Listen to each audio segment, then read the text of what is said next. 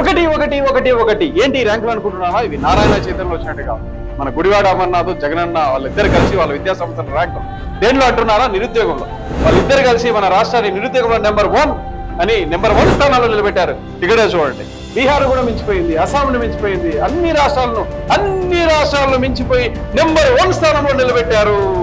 ఒక సంస్థ periodic labour survey అనే సంస్థ దాదాపు ఆంధ్రప్రదేశ్లో ఐటీలో చాలా వరకు వాళ్ళ అన్నగారుల ద్వారా అక్కగారుల ద్వారా వాళ్ళు సబ్జెక్ట్ నేర్చుకొని పక్క రాష్ట్రాలకు వెళ్ళి జాబులు చేస్తున్నప్పటికీ కూడా నిరుద్యోగం ఏ స్థాయిలో ఉందో చూడండి.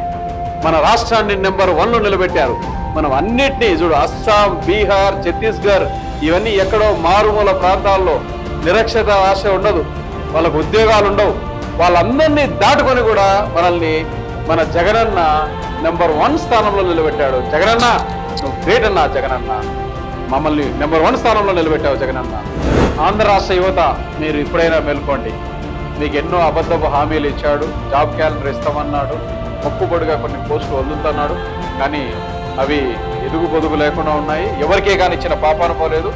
కనీసం యువత మీరు బాగా చదువుకున్నారు, మీకున్న పరిజ్ఞానంతో ఏ నాయకుడు మేలు చేస్తాడో చూసి ఒకసారి జగనన్న మాత్రం ఓటేద్దండి.